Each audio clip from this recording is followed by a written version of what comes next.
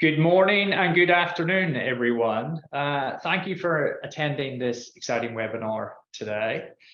We'll try to cover as many questions as we can during the webinar, but if there's any that we don't get to, we'll be able to answer those offline. We'll put them up on the webpage alongside the recording. So very excited to have Liz, Rob, and Dr. Anthony Hobson with us today, and I will turn it over to them for the webinar. Thanks for joining us today for this webinar on the non-invasive functional assessment of the microbiome from exhale breath. I'm Liz Crone. I'm going to give you a brief overview today of what we're looking at in exhale breath, why you might want to use it, and tell you also a little bit about the technologies we have to support breath work. And then Rob Mohney is going to take over to talk through the science in a little bit more detail. So human breath contains volatile organic compounds, or VOCs for short. These are small gas phase molecules that are very diffusible, and they come from a variety of different sources, including both human and microbial metabolism. So, for example, many of the short chain fatty acids and, for example, indole are molecules that you might have heard of related to the microbiome. These are volatile and can be seen in breath. And it's really critical to note that what you're looking at when you're looking at in breath isn't just coming from the respiratory tract. As these are small diffusible molecules, VOCs can basically diffuse from wherever they originate in the body, for example in the gut, into the bloodstream and out into exhaled breath. Alstone Medical have been analysing VOCs for over 15 years. We spun out as Alstone Medical and Alstone Inc. in 2016. Mainly, we thought this was such a high potential area to help in healthcare and drug development with non-invasive collection of these kinds of molecules. And since 2016, we've really developed a lot of technologies to support collection and analysis of VOCs. And for context, our technology is used for research in over 100 clinical sites worldwide, and we've got the highest volume breath analysis lab in the world. So why would you want to analyse these molecules, these VOCs in the breath for the microbiome? As I've said, these kinds of molecules come from microbial metabolism, so things like short chain fatty acids. We know from the literature that different microbes produce different types of VOCs, giving an element of species specificity, and also that they produce different VOCs in actually different environments or different nutritional states. So they give a readout of microbial viability and activity rather than just the presence of specific species in the gut, versus, for example, something like fecal 16S sequencing, where you can't really tell if the microbes that you found are alive. This could be useful, for example, to see if therapeutic microbes that are being given to a patient are surviving and also doing the right thing, and also to maybe observe the effects of the microbiome on, for example, different diets and nutritional supplements. Microbial metabolite, like VOCs, can be looked at in feces and blood, of course, but there might be benefits of using breath instead. So versus fecal analysis, breath and blood, to be fair, report on more immediate changes to the microbiome than feces. Feces more reflects the microbiome hours to days ago, whereas breath and blood, because they're getting the molecules diffusing from your gut into the bloodstream, give a more immediate readout. And versus blood analysis, it's critical to note that when we're collecting these VOCs, we're actually concentrating them as well. So we're not limited by how much sample we can take, because breath can be just collected for a limitless period of time. It's not something you're going to stop doing. So there's the opportunity to collect really quite large volumes of breath and to concentrate up these molecules so that even low abundance VOCs can be seen, really increasing the sensitivity of the detection of these kinds of molecules. And then finally, versus, I guess, both feces and blood, Alstone are experts in VOCs, and we know that VOC handling and analysis it can be quite challenging because these molecules are just very, very volatile. And especially for the smaller and more volatile species, there could actually be a significant loss from a liquid sample through evaporation. So sampling handling variability, even leaving a tube open for a different length of time, could potentially yield a significant source of variability. Whereas taking VOCs direct from the breath could potentially help you to bypass that source of variability. Instead, you're basically taking the gas phase sample straight from the blood. So there are some potential additional benefits to breath VOC sampling, which are really going to depend on your research interests and needs. First, as a fully non-invasive and patient-friendly sampling method, this is really easy to incorporate into trials and isn't off-putting for patient recruitment. This is particularly helpful when you're working in something like consumer health or nutrition studies on healthy people, where we've heard and we know it can be very hard to get people to sign up for doing something that they maybe feel uncomfortable with or is unpleasant for them. Second, we've had some people who in the past who want to know exactly where or approximately where in the gut the microbes are, whether it's maybe, for example, the upper part of the digestive tract or the lower part of the digestive tract. And breath could be used to look at this potentially. It's similar to how hydrogen and methane testing works. If, for example, you have a microbial strain that produces a specific metabolite when it's fed a nutrient, so for example, a fiber that induces a specific short-chain fatty acid, or for example, choline, which might produce TMA in a particular strain of bacteria, you could give a dose of that nutrient and then take breath samples over a time course.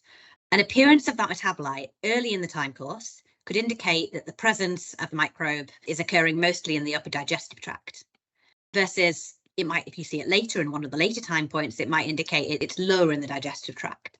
So as I said, this is kind of analogous to a SIBO test with hydrogen and methane breath test. And then finally, something that we think is really important. Breath has a really high potential to translate to something that's home-based in the future.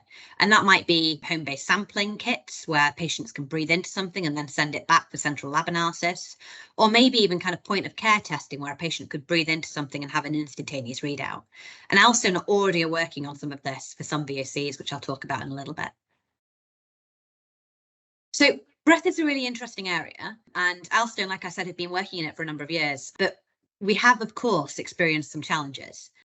Breath is not a particularly easy matrix to work with, and nor are VOCs, and it takes quite a lot of thinking to work out how you can work around those challenges. So to give you an example of some of those challenges, firstly, how do you standardize a breath sample? Everyone breathes differently. VOCs aren't just present coming from your body, they're not just coming from metabolites, they're also in the environment around you. Things like smoking produces a lot of VOCs, for example, and people are constantly inhaling that, but that's of course not something you want to necessarily profile in someone's breath. The molecules that we're looking at VOCs, they come in a really diverse range of concentration. Some of them are really high abundance, things like acetone, some of them are really, really low abundance, and you really have to concentrate on that breath sample to see them. And then finally, there's a really diverse range of VOC chemistry here. So you want to ideally be able to analyze as many types of molecules as possible when you're trying to work out which ones are relevant, but that can be challenging when you're limited by methodologies. So since 2016, Alston's been developing methods to collect and analyze breath that firstly minimize the technical variability of a breath sample. Secondly, minimize the noise or background in a breath sample so that you can see the true biology. But thirdly, allow you to analyze a broad range of VOCs. Of course, I'm not going to promise we can analyze absolutely everything, but we can analyze a very broad range of different molecules, sometimes using some slightly different methodologies. And then finally, one of the really important things that we've seen when working in this space is there's huge potential to find new VOCs, and we'll talk about that later. But when you're trying to do novel biomarker identification with an untargeted methodology, one of the critical challenging bits can be how do you work out what exactly that molecule you found is? How do you say exactly what the species is so that you can further validate and analyze that in the future? Like I said, Alston's been developing methods to address these challenges, and those are what I'll talk about in the next few slides. We offer our technology and our services to support scientists who are wanting to do breath VOC analysis. We have a couple of main options, and I'll talk about those, but we are quite flexible depending on what's needed for a specific project. So it's always worth reaching out to us and seeing if we can work out a way to help you. So the first method I'll talk about is our OMNI platform. And this is a full workflow that supports collection, analysis, and interpretation of breath VOCs. The collection piece is done with our breath biopsy collection station, which allows us to take a really reproducible breath sample. This is installed at clinical sites for clinical studies, and it allows the collection of VOCs onto what we call thermal desorption tubes or sorbent tubes. And these tubes, which you can see in the middle here, are sent to us at room temperature for analysis. We then analyze these with gold standard methodology for VOC analysis, which is high resolution accurate mass, TD-GC-MS, and we use Orbitrap systems for this. The interpretation piece then includes our experienced team of biologists and statisticians to really help provide context to the data. And throughout the whole of this, we provide a clinical study logistics team who really support for breath sampling at clinical sites too. We aim to work collaboratively as basically part of your wider clinical team to really make these studies a success. So OMNI is especially optimized to support complex multi-center studies with the minimal burden on clinical staff and patients. The sampling setup is optimized to collect as rigorous and as controlled a sample as possible across multiple different clinical sites, for example. And it's specifically optimized for untargeted work. And this is because although there's some very well-known microbial VOCs, for example, we think there might be many, many more that you could find that might be, for example, more related to species or more related to particular activities. But it's important to highlight that we can also do targeted GCMS analysis as well, where the VOCs of interest are already known. And I'll give you some examples of that later. Another thing to maybe highlight that might be useful for you is we can do targeted and untargeted analysis on the same samples. It can actually be done at the same time.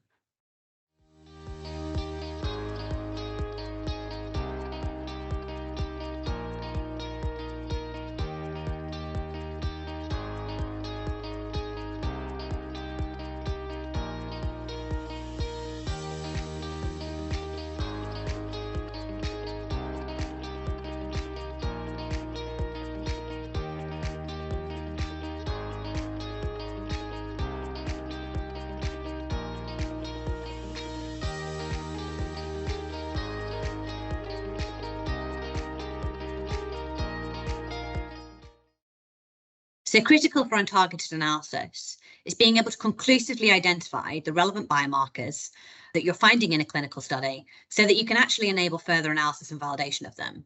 It's no good getting to the end of a study and finding you've got a really interesting marker, but not knowing what exactly that marker is, because it basically means you can't study it again. You can't validate it, you can't look for it in further clinical studies. So we support this identification piece, it's really critical, with an internal library of compounds, which can basically be matched in our GCMS data to get high confidence molecular identities. And this library, which has over 400 entries in, is filled with molecules that firstly we've seen in the literature and in our own studies, but more recently we've also added it to this with our project called Atlas. And this was basically a project where we studied a group of about 100 healthy people from diverse ages, diverse genders, diverse ethnicities, and studied what VOCs we could see in there at a level that's significantly above the background. So those are molecules that are less likely to be environmental contaminants and more likely to be related to biology. And this atlas, what we found was that, as you can probably see on the screen here, this contains actually quite a lot of molecules that are likely produced from the microbiome. So things like phenol and dimethyl sulfide are things that you can just see on this one slide. We do also recognise that it's often challenging to start straight with a human study. It's not the cheapest thing to do. So to help with finding evidence prior to a clinical study and highlight specific VOCs that maybe could be important to target in a breath VOC analysis, we also have an in vitro platform which can be used to analyse VOCs from headspace. This basically uses either cell or microbial cultures or fecal samples. So we can also use fecal samples and look at VOCs produced from that as well. And this is typically using cultures or samples provided by the customer and prepared at their site. Those samples would then be flash frozen, they'd be sent to us. We would then incubate and desorb the VOCs from the headspace onto some probes that we can then analyse by TD-GCMS, using basically the same technologies as we do in OMNI to find the relevant VOCs associated with, for example, maybe specific microbial species, if you're comparing different microbial strains against each other, or maybe specific microbial environments, so looking at the effect of different nutrient states on what VOCs a microbe is producing. And this, of course, can also be done in an untargeted and a targeted methodology. Alstone can also support in development of customised tests and assays for specific VOCs. So how exactly this is done will depend on the VOCs identified as interesting and, of course, the requirements for the test, whether it needs to be something that's next to the patient, whether it needs to be something that gives an immediate readout, for example. But Alstone are well positioned in any case to support with further development of these kinds of tests. So, for example, we're already offering home-based tests for hydrogen and methane in partnership with functional gut diagnostics. In this, what we do is we send out kits for patients to breathe into. Then we analyse the kits when they've sent them back to us. We're also developing methodologies, though, for a single-use VOC breath collector that could be used in the home environment. So sent out to the patient, they breathe into it, they send it back for analysis. And also for point-of-care systems. So, for example, where a patient breathes into the device and it detects specific VOCs immediately. So that's just a bit of an overview of the kind of technologies that we have and how we can broadly support people in doing breath and VOC analysis. I'm going to hand over to my colleague Rob now so he can get into a little bit more on the science of VOCs and the microbiome. Thank you, Liz, for the introduction and for providing a primer on VOCs and their relevance to microbiome research. My name is Rob Mohney, and I'm head of clinical biomarker services at Alstone Medical. In the next part of this presentation, I will provide an overview of the importance of the microbiome to human health and present examples of VOCs that are both relevant to microbiome research and readily measured on the Alstone platform. We'll then examine a few case studies that illustrate how VOC profiling can be applied to microbiome research and biomarker discovery before passing it over to Dr. Anthony Hobson, who's the clinical director of the Functional Gut Clinic in the UK. The human body harbors diverse microbes that play a fundamental role in our well-being. Besides breaking down food components and synthesizing vitamins and nutrients, our microbiota play an important role in the development and training of the immune system, in modulating the activity of the nervous system, providing resistance to pathogens, and a whole host of other functions that are necessary for our well-being. Defects in host genes that regulate bacterial homeostasis or alterations in gut microbial composition and function are associated with a number of complex diseases.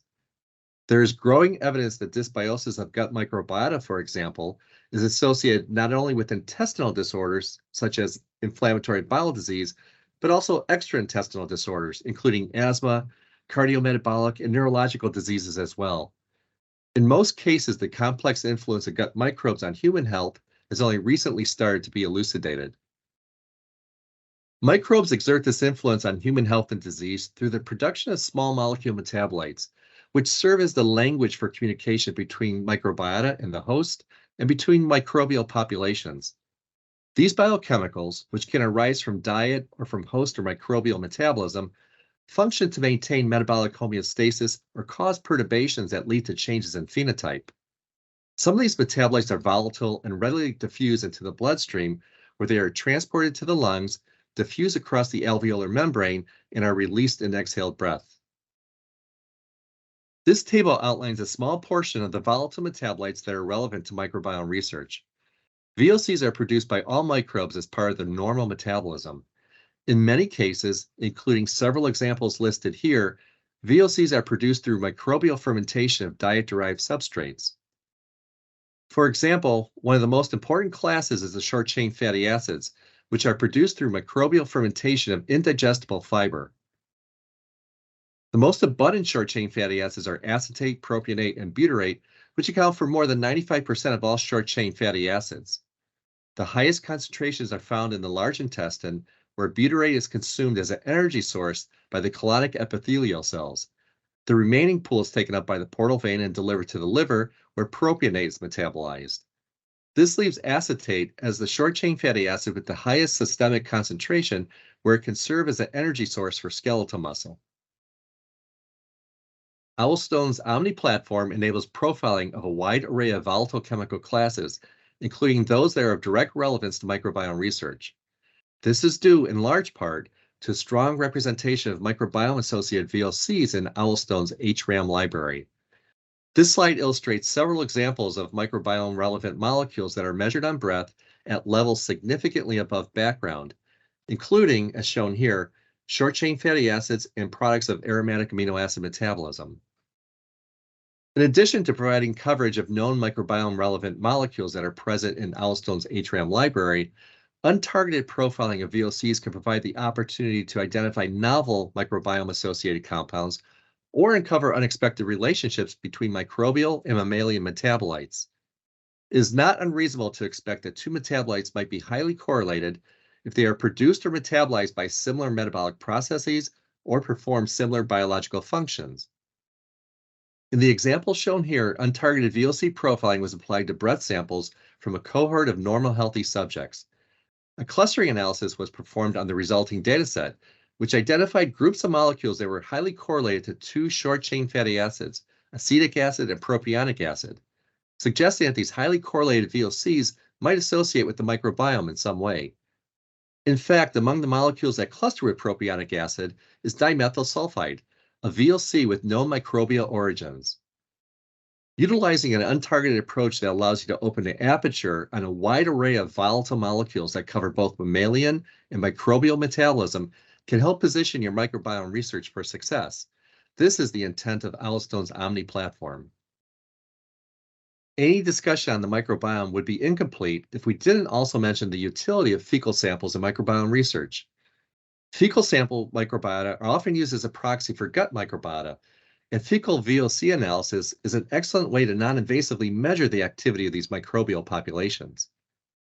While Owlstone is well positioned to provide analysis of breath VOCs, the inclusion of fecal VOC analysis in gut microbiome research offers another dimension to biomarker discovery. Moreover, when combined with microbiome sequencing data, VOC profiling can offer insight beyond either data stream alone. Owlstone is developing capabilities for VOC profiling of fecal samples using headspace analysis, and this slide shows the output of a very small feasibility study. To the right, we see a representative chromatogram from one of the fecal samples. Initially, data were processed by targeting a specific set of VOCs that are associated with the gut microbiome, some of which are shown in the table on the left. Untargeted analysis of the data is currently underway. Initial findings have identified about 2,000 molecular features, though additional work is needed to determine how many are present at levels significantly above background. Many of the VOCs we are observing in the fecal headspace dataset overlap with VOCs that can be readily measured on breath, indicating that breath contains relevant microbiome-derived VOCs. Moreover, because VOCs originating from the gut appear quickly on breath, an analysis of exhaled breath should provide a real-time snapshot of gut microbial composition and activity. Let's look at a few case studies where VOC profiling has been applied to microbiome research and biomarker discovery. This case study explores the use of microbial-derived VOCs as non-invasive diagnostic markers of bacterial lung infection. It's a nice example of how markers identified through in vitro studies can be translated for use in vivo. As background, ventilator-associated pneumonia is the most common secondary infection in critically ill hospitalized patients. Current strategies for identifying bacterial pathogens in patients with suspicion of ventilator-assisted pneumonia rely on invasive methods of sample collection and time-consuming sample cultures. In this study, researchers sought to replace this approach with a non-invasive and rapid identification using microbial-derived VOCs as a surrogate for the pathogen of interest. They first identified which bacterial pathogens were most commonly observed in bronchoalveolar lavage samples from patients with suspicion of ventilator-associated pneumonia. They then cultured reference bacterial strains of these pathogens for headspace analysis of VOCs. Using TD-GC-MS, they looked specifically for VOCs that were enriched in one or more of the reference bacterial cultures and in exhaled breath from patients with suspicion of pneumonia.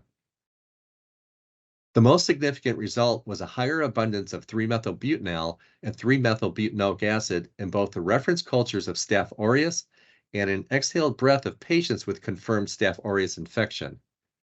In plots A and C, we see elevated levels of these VOCs in exhaled breath samples from patients with Staph aureus positive infections compared to other pathogen positive or culture negative samples.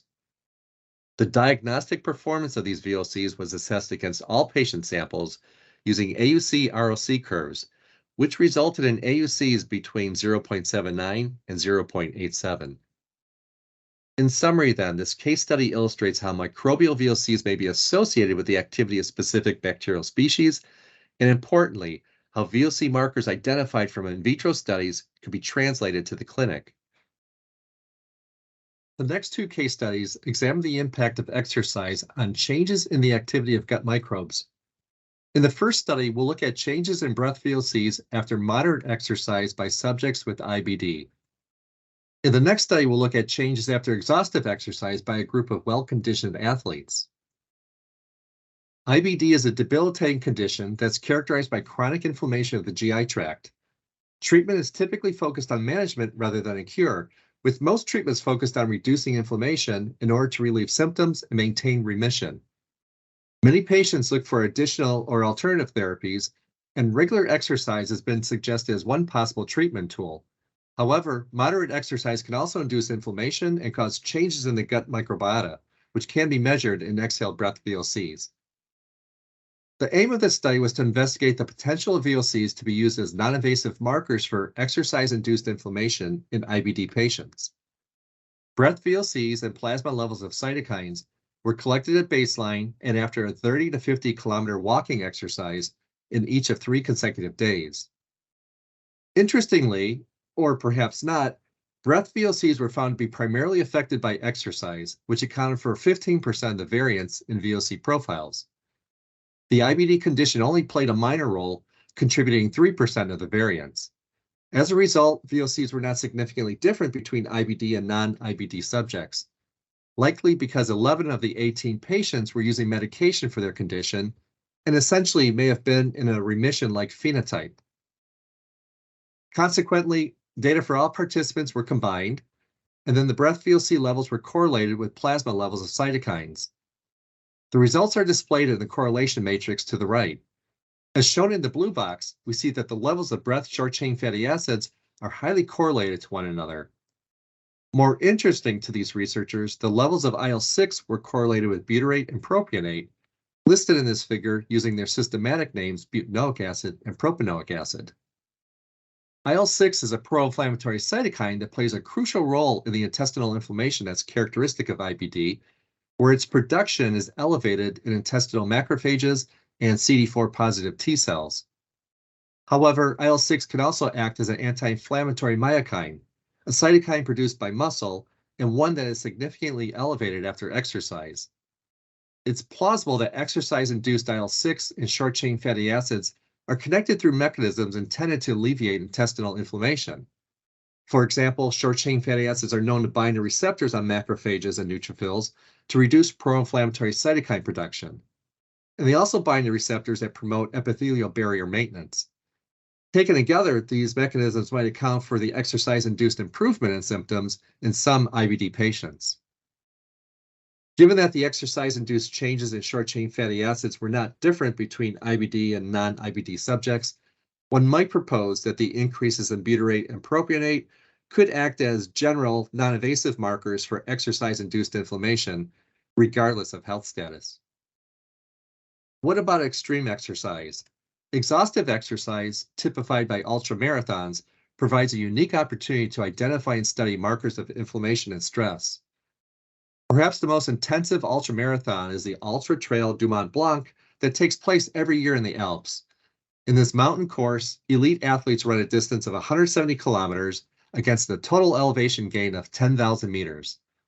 The best runners complete the course in about 24 hours, while others take almost twice as long.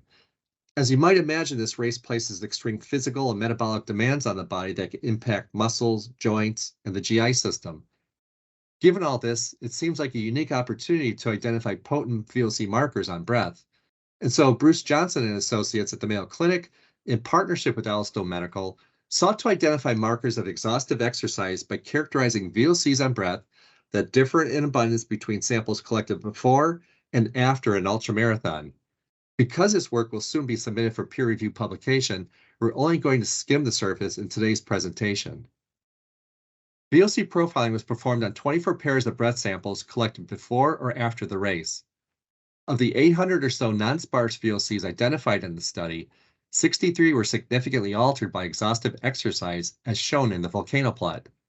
12 VOCs were significantly reduced after exhaustive exercise, as shown by the blue dots, and 51 VOCs were significantly elevated, as shown by the orange dots.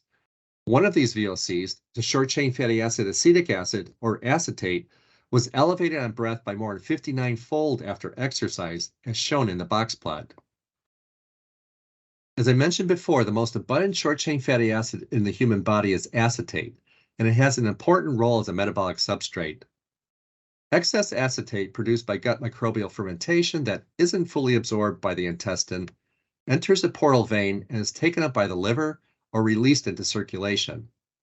In the liver, acetate can be converted to acetyl-CoA, where it can be used as a substrate for fatty acid synthesis or for use in the TCA cycle. Under extreme fasting conditions, the opposite process can take place, and the liver can oxidize fatty acids to generate acetate. Several recent publications have demonstrated that intestinally produced acetate is an important energy source during prolonged exercise, and arguably the most important short-chain fatty acid energy source for skeletal muscle. For example, in animal models of endurance exercise, mice that are administered antibiotics or a low microbiome accessible carbohydrate diet demonstrate significantly reduced endurance capacity that can be restored by infusion of acetate or fecal microbiota transplantation. Taken together, and as highlighted in this study on elite athletes after exhaustive exercise, volatile biomarkers that reflect underlying changes in the gut microbiome activity can be readily identified by profiling VOCs in exhaled breath. As mentioned previously, gut microbes can metabolize a variety of diet-derived substrates through microbial fermentation. In ethanol fermentation, glucose is broken down to pyruvate via glycolysis, and pyruvate is then converted to ethanol.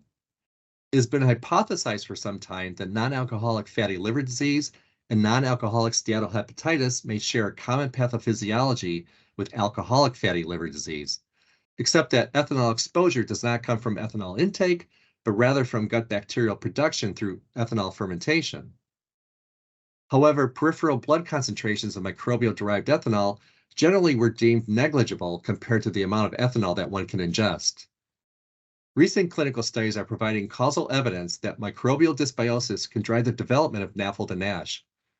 In these studies, metagenomic analysis of individuals with NAFLD and NASH have correlated specific bacterial populations with high levels of gut ethanol fermentation. For many of these individuals, circulating levels of blood alcohol, as measured by lab-based methods, are only slightly elevated relative to healthy individuals, but not to a level that has warranted the attention of most clinical researchers. This is mainly because ethanol produced in the gut is metabolized by hepatic alcohol dehydrogenase before it reaches peripheral circulation. However, it has been recently determined that levels of ethanol in the portal vein leading from the gut to the liver are significantly elevated, as much as 187 times higher in one study.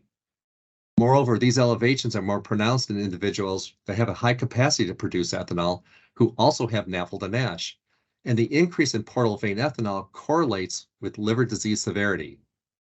Unfortunately, a routine non-invasive method to monitor for microbial-produced ethanol is not currently available.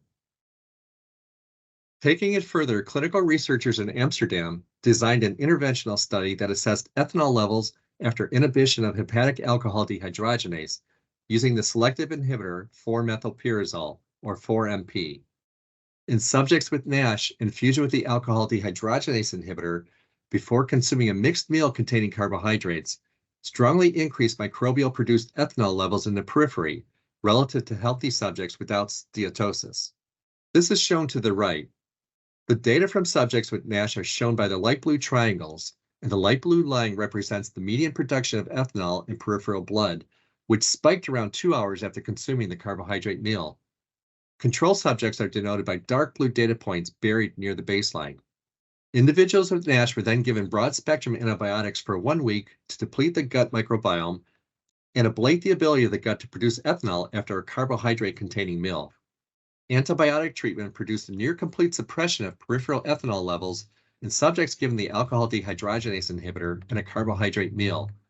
These findings support the idea that overt ethanol production in NASH is likely to be driven by the gut microbiome. Through these types of experiments, researchers estimate that subjects with NASH produce between 7 and 100 grams of ethanol per day. This is above the guidelines for alcohol intake considered to be safe for subjects with NASH.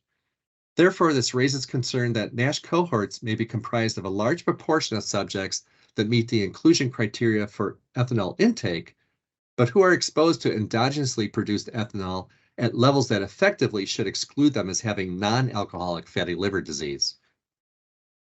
Why is this important, especially for the pharmaceutical industry? An analysis of a large database of prescription medications has found that about 45% of the medications have the potential to interact with alcohol.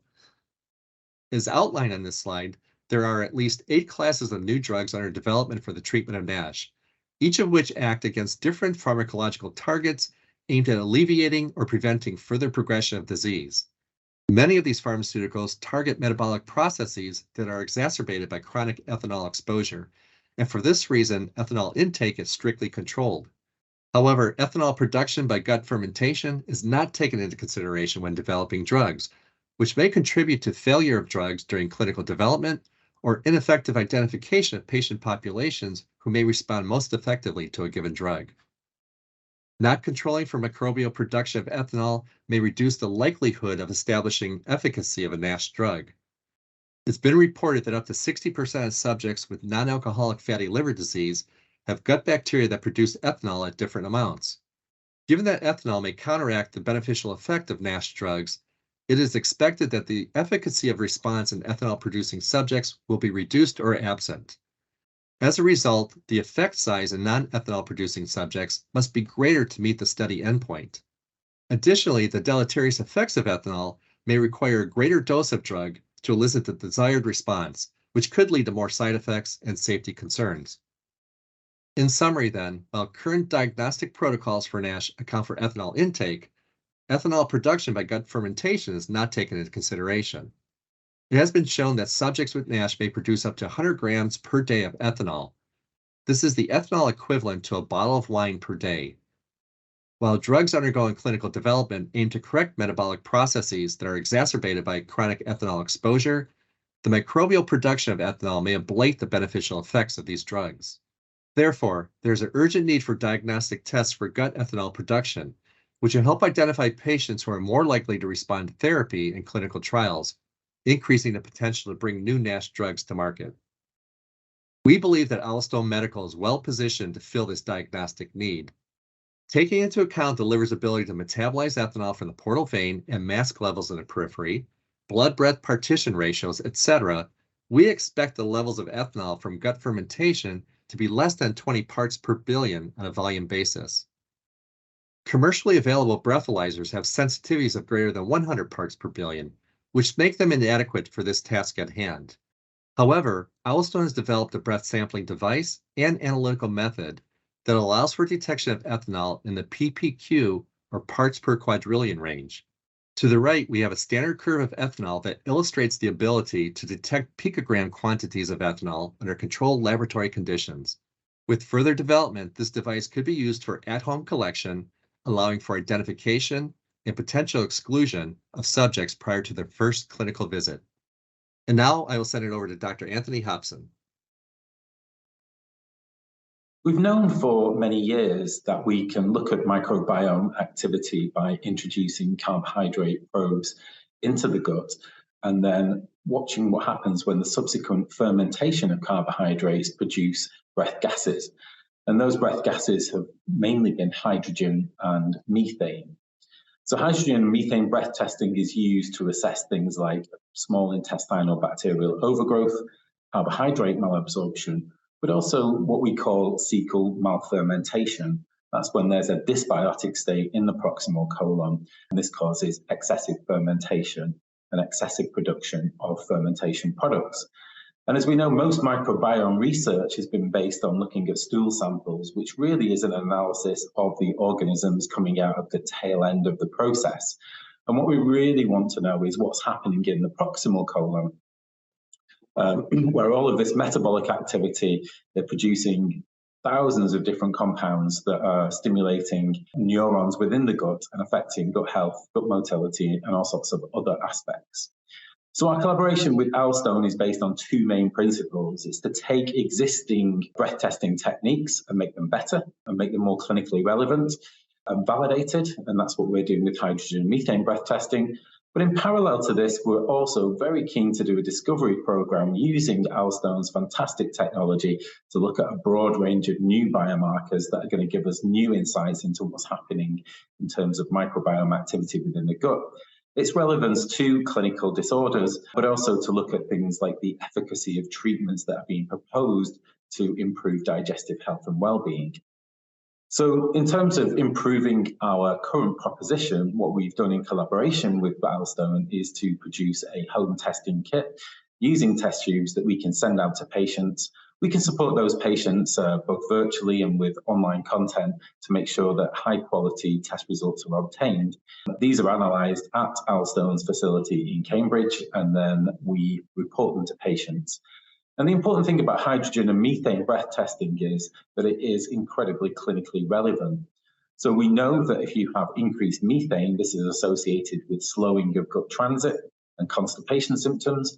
And we know if we treat that methane, then we get an improvement in both colonic transit and symptoms of constipation. And we also know from hydrogen readings that if you have a positive hydrogen breath test, then your chances of responding well to antibiotic treatment go up to about 60 to 70%. Whereas if you have a negative hydrogen breath test, then your chances of responding to treatment are around 20%. So huge benefits in doing testing to actually guide therapy. So what we've also done now with Alstone is to use this kind of robust model that we have of breath testing. It's like use the new technology to look at new biomarkers and new interventions. And one of the most important studies that we've been doing is to look at the effect of iron supplementation. So we know that iron supplementation in the gut causes gut symptoms, but we don't really understand why. I'm not going to dwell on this. This is an abstract that we presented last year, but it's there for you to have a look at. But I'm just going to show you some data on the iron supplementation project that we're doing currently with Alstone. So iron deficiency anemia affects about 1.2 billion people worldwide, so it's an incredibly common condition. And about 70% of patients who take oral iron supplements actually develop symptoms such as nausea, constipation, and bloating.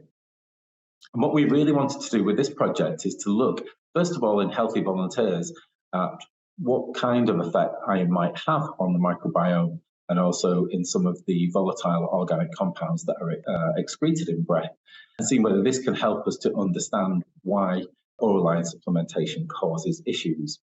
So what we did was to take baseline samples using the breath biopsy technique and using adsorbent tubes. Then we gave oral iron supplementation to healthy volunteers for 28 days, and then we repeated the whole project. And as well as getting baseline readings, we also gave a lactulose challenge, and we looked at lactulose-related responses at 45 minutes, 90 minutes, and 180 minutes post that lactulose challenge. And these are just preliminary data, but showing the methodology and the feasibility of picking up new compounds and new biomarkers on breath. We were particularly interested in looking at short-chain fatty acids. What we know is that if you don't produce enough short-chain fatty acids in the colon, then this can have a deleterious effect on gut health. But also if you produce too many short-chain fatty acids, this can also have an inflammatory effect on the gut. So we were able to pick up things like pentanoic acid, butanoic acid, propanoic acid, and acetic acid quite easily on breath, both at baseline and in response to the lactulose challenge.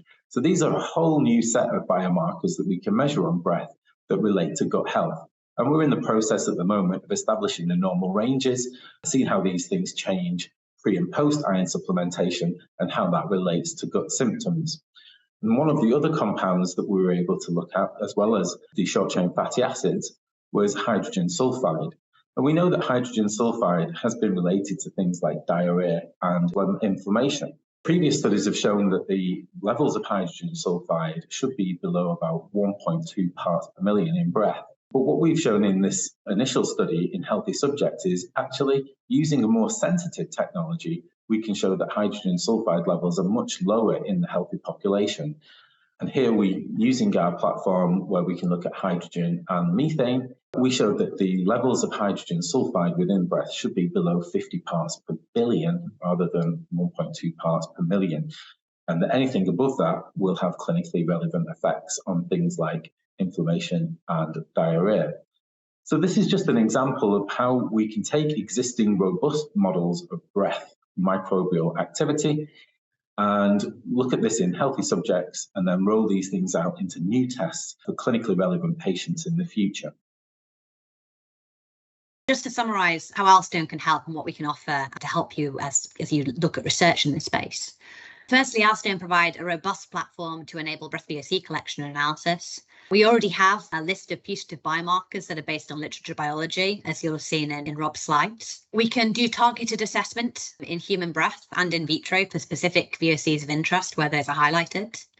And we can also run non-targeted analysis to identify novel VOCs. We think, as I think you've probably heard from Rob, that there are potentially huge numbers of more VOCs that could be relevant for the microbiome here. And our non-targeted or untargeted analysis service could help with identifying some of those. For all of these, we offer study consultation and project management. That's really to help us work with you to design a study that we think is going to be successful and have a good chance of delivering upon your aims. And we also offer all the way up to kind of biological interpretation and statistics to help you to highlight the most relevant VOCs that are likely of interest for you and understand really the biology of how those might be generated. And then finally, once VOCs have been identified that are relevant, we can also support in the development of point-of-care or home-based solutions for decentralized clinical trials, for example, or generally for screening applications. So thanks for listening today.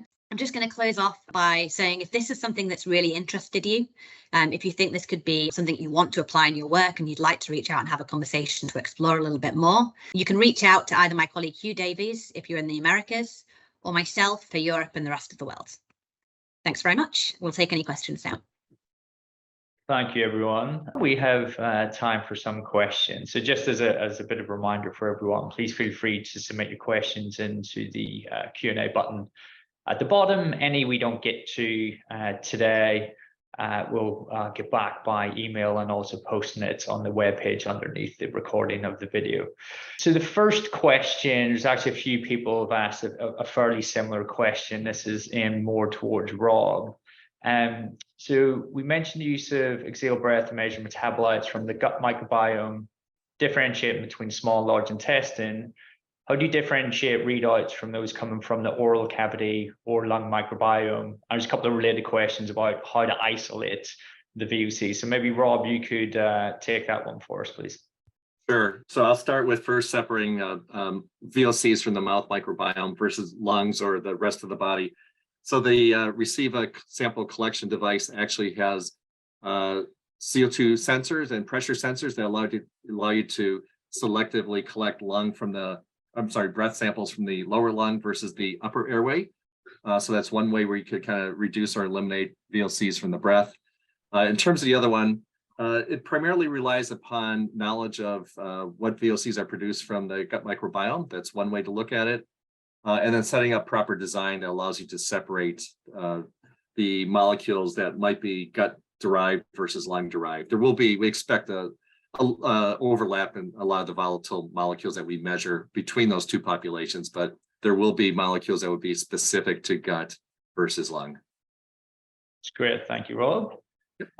Next question is, how amenable is breath collection to high frequency serial sampling in the same individual? Anthony, maybe you might be able to answer that given your experience in the iron dysbiosis study and obviously with the hydrogen methane testing where there is serial sampling there. Yeah, so I mean, the importance with breath sampling, first of all, is to get a good baseline. We do that by making sure that the patient is fasted and keep down some of the high levels of volatiles that you get after eating. So that's the first thing. But then after that, really, you've got a limitless opportunity to gather samples, depending on what you're trying to gauge. To answer the question about small intestine versus a colon, then we tend to think that anything acquired in the first hour after ingestion of a substrate is related to the small intestine, rather after that it's more to do with the proximal colon. But in the iron study, we were able to take various samples using various devices, so we could look at correlations across technology as well. So we could use breath bags, we can use test tubes, and we also used the breath biopsy technique as well, where we concentrated those samples over 10 minutes. And I think that's the real key to the advantage of using breath, is the ability to do as much sampling as you need to answer.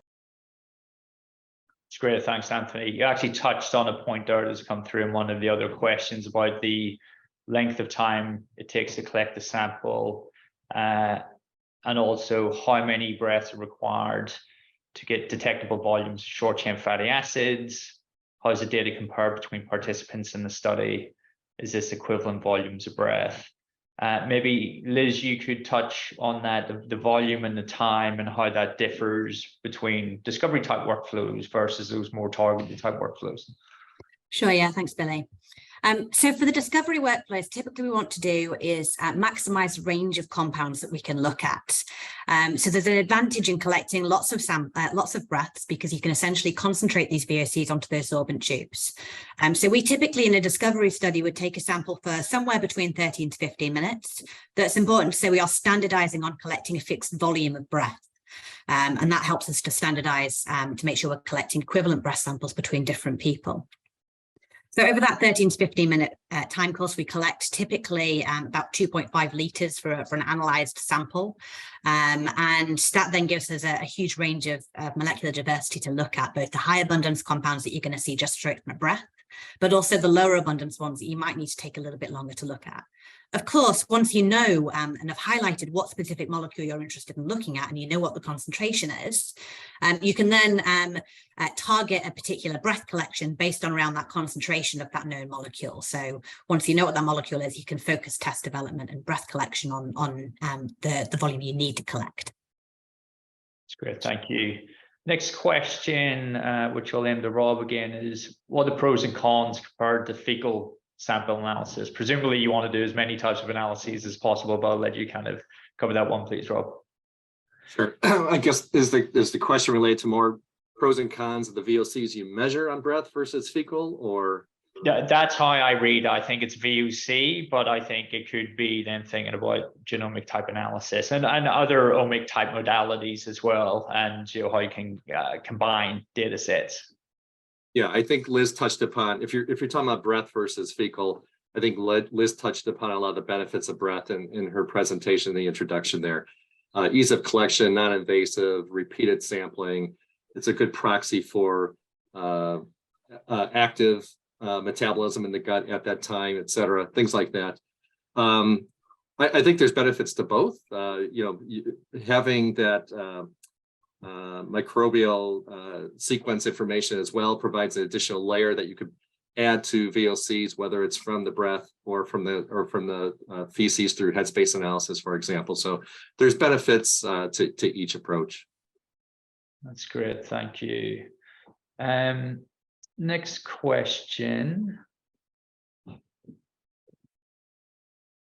Could this technique be used in conjunction with nutritional provision research, particularly in seniors? Maybe Rob and then Anthony on that one. Yeah, I would say definitely.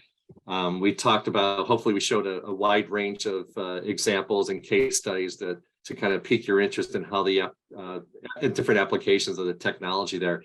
It certainly could be used for that as well. So you could look at kind of changes in VOC profiles after different diets given to seniors. You can compare seniors versus younger, healthier individuals to see kind of which VOCs differ and to try to correlate those to perhaps loss of different bacterial species in the gut. You could also examine things like the contributions or the treatments with probiotics or prebiotics, as well as a way to alter those profiles to get them more towards perhaps a healthier, younger gut that absorbs volatiles and absorbs the metabolites you need for a healthy function there. I think, Billy, just going back a stage slightly, if you look at the microbiome taken from stool samples traditionally, and you compare that to samples taken either from biopsies from the proximal colon or from stool samples from the proximal colon, the microbiome is completely different. And I think this is the key for our R&D efforts, is to understand what's happening in that proximal colon region where most of the metabolic activity is occurring. And you can't really do that from traditional fecal samples because you're looking at the waste product of that. So you may get a surrogate marker, but I think you're missing most of the action. And I think definitely if we want to look at nutritional treatments, or even as we're doing with the oral iron supplement study, we really want to see what's happening to all of those microbes in the proximal colon region. So, that's the advantage, I think, of using breath, because trying to get samples from that region any other ways is virtually impossible.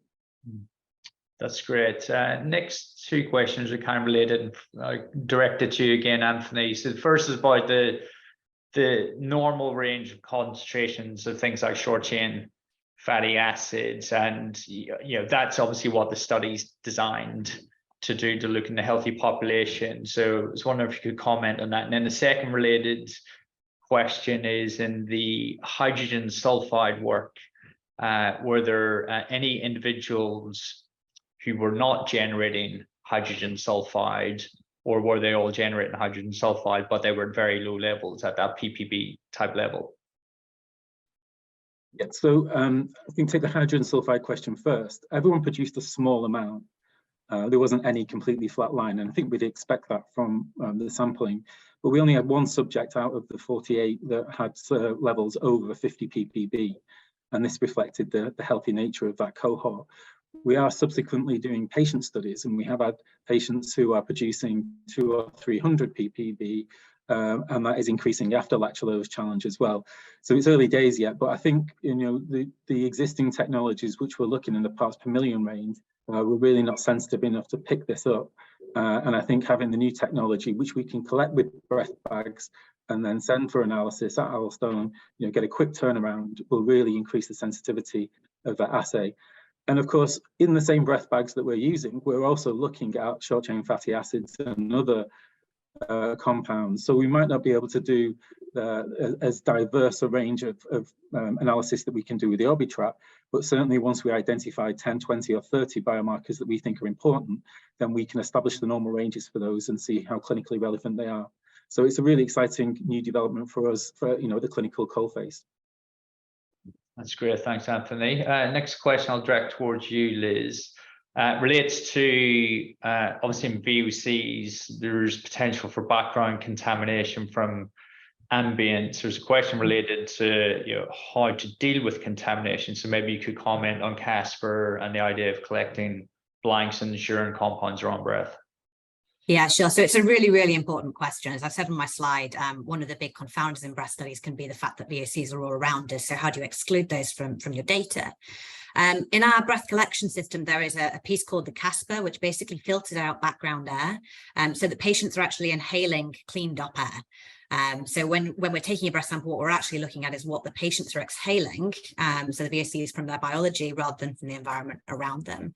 The other way we can count for that, and that we recommend people do in all studies, is taking blank samples and appropriate blank samples.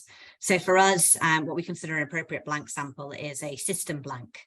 So something that literally is otherwise what the patient is inhaling. And that gives us the ability to look in breath samples and say, okay, so what do we see in a patient's breath sample? What do we see in this blank sample? And be certain when we see a VOC there, that it's actually coming from the biology rather than coming from the background. That's great. That's very helpful. Thank you. So just looking down the questions. Some have been answered already.